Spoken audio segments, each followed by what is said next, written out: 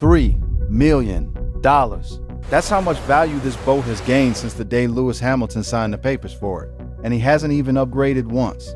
He's never renamed it. He's never sold it. He's never swapped it out for something bigger, flashier, more Instagram. And yet every single year, this thing sits in the same spot in Monaco's Port Hercule, watching super yachts 10 times its price come and go, while it stays exactly where it is. This is a boat that's hosted after parties following world championships.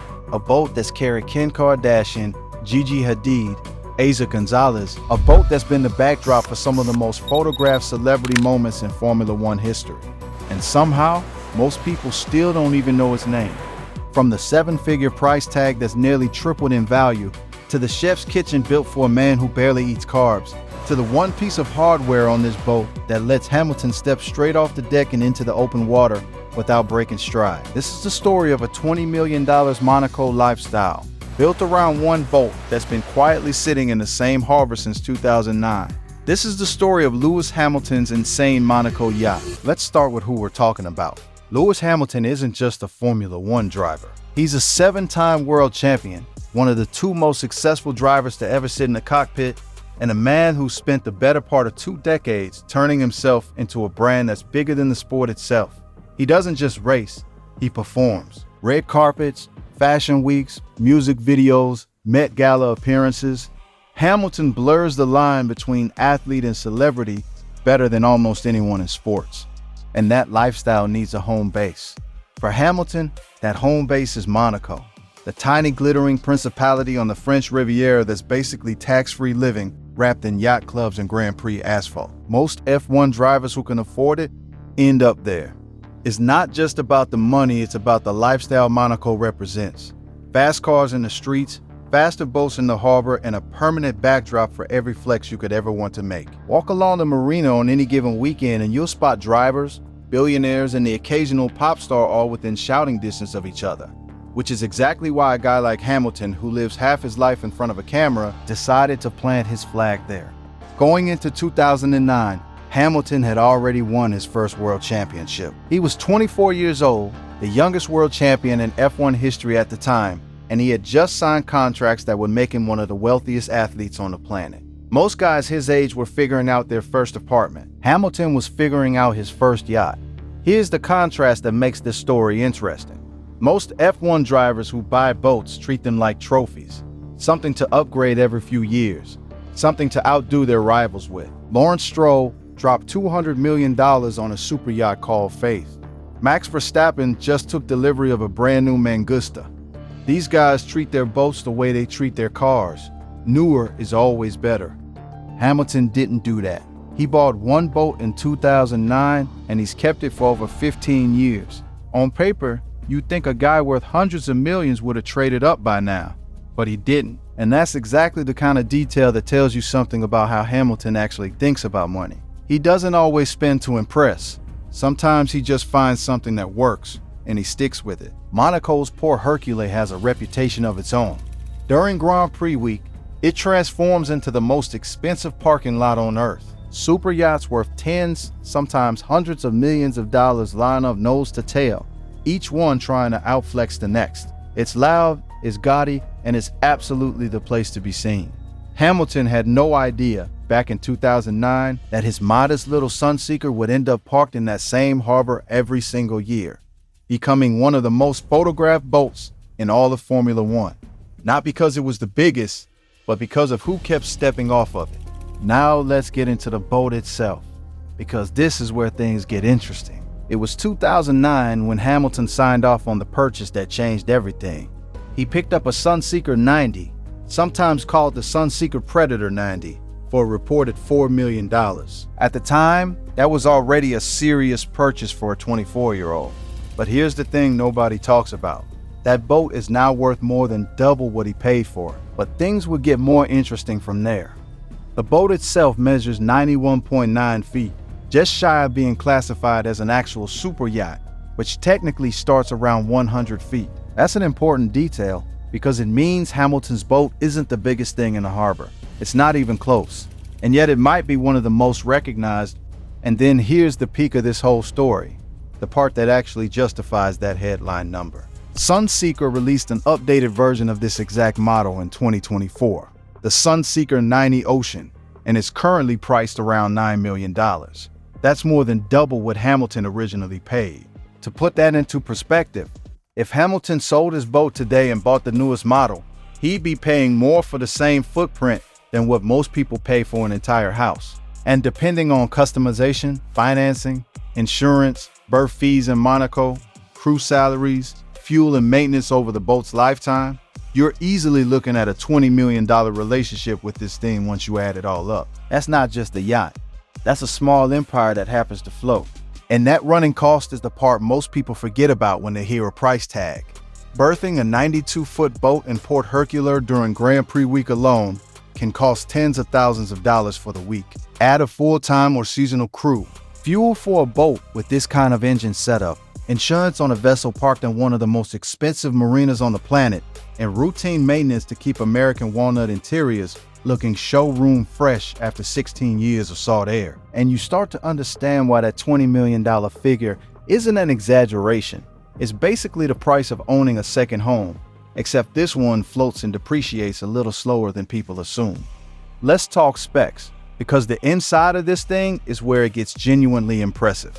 The interior is finished in American walnut carpentry, the kind of wood finish you'd expect in a private jet, not a boat.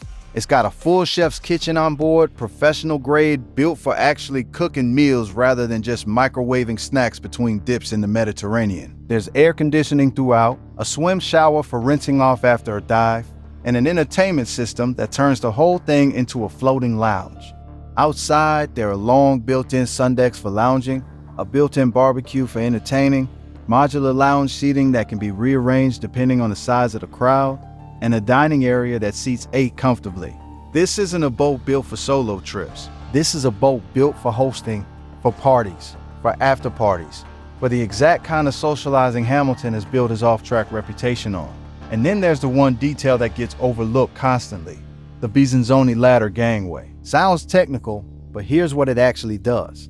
It lets guests step directly off the boat and into water sports gear. Jet skis, paddle boards, whatever's on board, without the usual hassle of climbing down ladders or wading through shallow water. It's a small mechanical detail, but it's the kind of thing that tells you this boat was designed by people who understood exactly how rich people actually use their toys. Not for looking pretty in photos, for actually using. Performance-wise, the boat tops out around 30 knots thanks to its planing hull design. Built for speed over comfort when needed, but smooth enough for slow cruising around the coast. It sleeps up to 8 guests below deck, which means overnight trips are absolutely on the table, not just day cruises around the harbor. And the 2024 successor model takes that even further, with twin MAN V12 engines, a 20% jump in overall interior volume, and a beach club spanning over 250 square feet, complete with its own built-in barbecue and transformer-style sunbeds that fold flat or upright depending on the mood. It's the kind of upgrade that makes you understand exactly why the price nearly doubled. This isn't the same boat with a new paint job, it's a genuinely different animal. Now here's where the story gets a little messier and a little more human.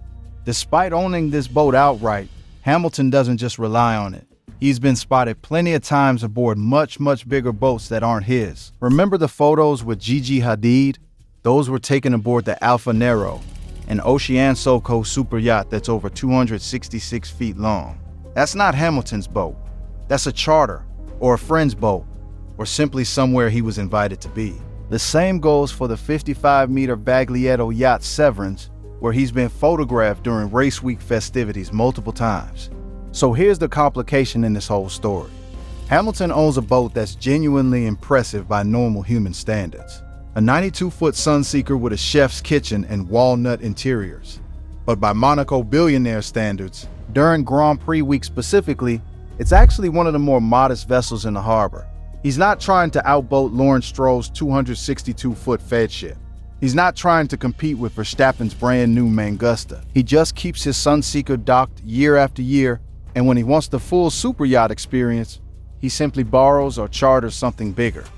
And honestly, that's kind of the smartest way to do it. Why drop $40, $50, $200 million on a boat you might use a handful of weeks a year, when you can keep one mid-sized boat as your personal base and rent the floating mansion whenever the occasion actually calls for it. It's a strategy that quietly separates Hamilton from a lot of athletes who buy assets purely to be seen owning them. He keeps the practical version for everyday Monaco life and reserves the showpiece experience for the moments that actually call for it.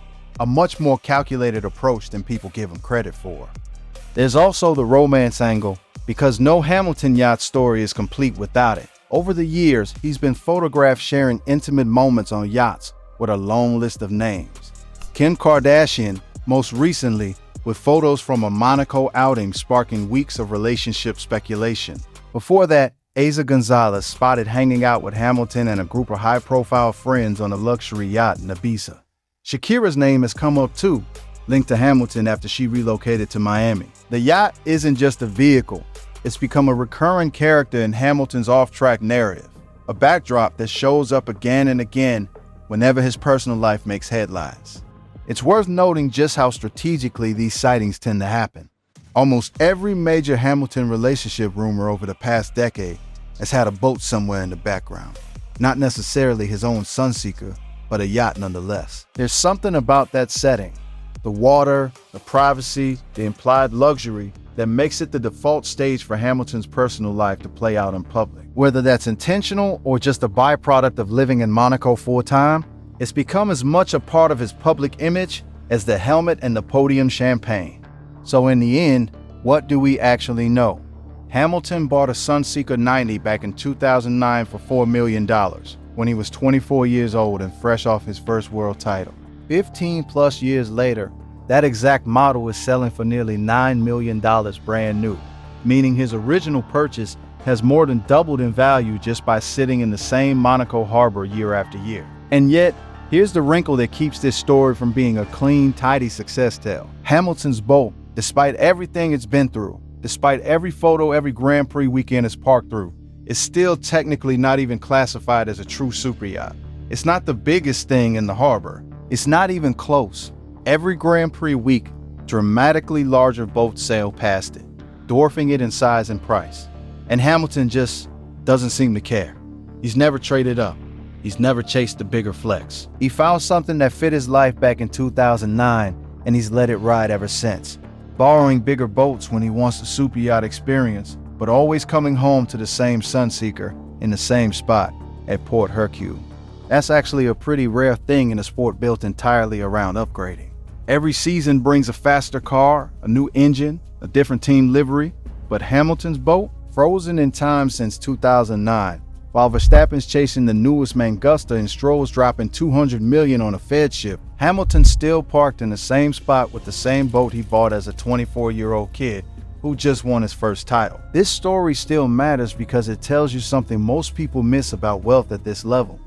It's not always about the biggest purchase or the flashiest upgrade. Sometimes the real flex is owning something solid, letting it appreciate quietly in the background, and only reaching for the bigger toys when the moment actually calls for it. There's a lesson buried in here that has nothing to do with Formula One at all.